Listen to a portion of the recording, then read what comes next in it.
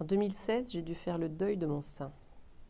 Ensuite, le médecin ou le magicien m'a reconstruit un sein. Alors j'ai eu l'image de Barbie pendant très longtemps, parce que j'avais un sein lisse, sans mamelon, sans aréole, sans rien du tout.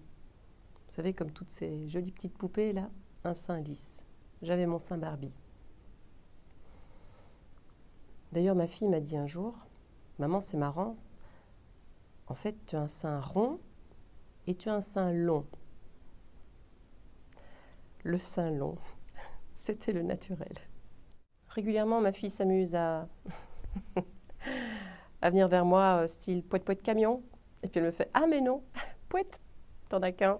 Donc voilà, donc c'est vraiment passé, c'est pas un moment triste. Voilà, c'était une épreuve, mais en même temps, c'est juste un passage. Voilà, c'est derrière, et on a tous des mauvaises périodes. Il y en a pour qui ça dure une semaine, un jour, une heure. Il y en a c'est un peu plus long, puis voilà, là c'était juste un passage.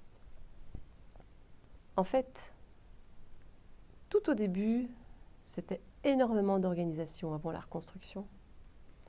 Parce qu'il faut évidemment mettre une prothèse mammaire, un truc en silicone dans un soutien adapté ou dans un maillot adapté. Sauf que j'ai quand même craqué plusieurs fois pour des maillots qui n'étaient absolument pas adaptés au cancer du sein. Donc je mettais quand même ma prothèse dedans en me disant bon hop, je vais plonger dans la piscine avec les copines.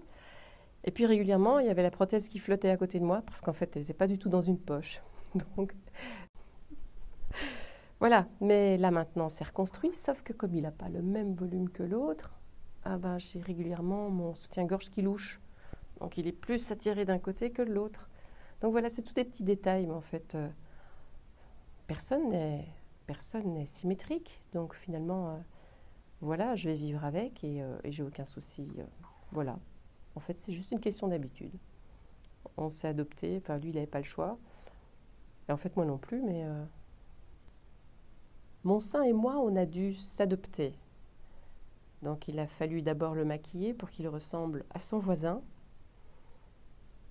On l'a tatoué, on a rafistolé l'autre, on essaye de les assortir pour qu'ils ressemblent à une paire de seins de la même famille.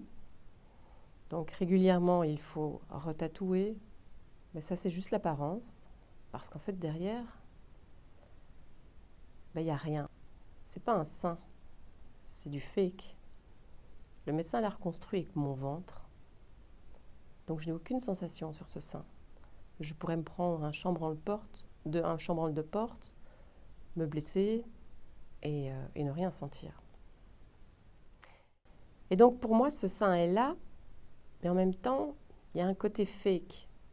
En apparence, voilà, on me voit, j'ai un décolleté, j'ai une poitrine, mais c'est comme si on m'avait collé quelque chose sur le torse qui m'appartient, certes, mais qui n'est pas la fonction première.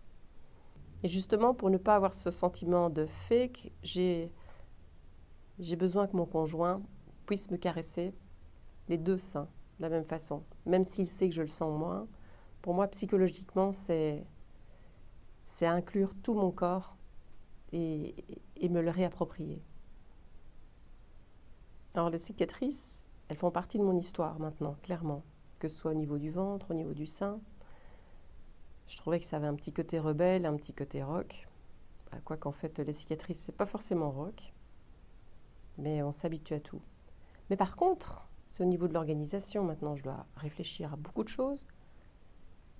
Si je me mets en maillot, en bikini, la cicatrice du ventre, je me dis, c'est pas grave, ça peut encore faire une très très vilaine césarienne. Donc c'est ok. Par contre, au niveau du sein, si je mets un bikini qui est trop ouvert ou un décolleté trop ouvert et qu'on voit les cicatrices, c'est pas forcément joli. Et en même temps, honnêtement, j'en ai rien à faire de choqué. Non, on peut pas dire que c'est joli, mais voilà, je l'ai accepté, c'est comme ça. Puis je m'étais dit, je vais pouvoir mettre des décolletés un peu plongeants, et ça fait un peu style, je me suis fait manger le sein par un requin, ce qui n'est pas le cas, puisqu'on parle plutôt du crabe, c'est vrai en fait, maintenant que j'y pense. Moi, je vois la différence au niveau du toucher, je vois la différence au niveau de mon profil, Alors j'ai quand même quelques stupides personnes qui m'ont dit « Oh, t'as de la chance en fait, on t'a refait les seins. » J'ai dit « Mais au secours, c'était pas un choix. » Donc voilà, il y a des petites remarques assez comiques comme ça. « Ah, moi si je pouvais choisir, c'est ce cancer-là que je choisirais. » Ah bah ok, d'accord, je t'amène le catalogue, mais complètement débile.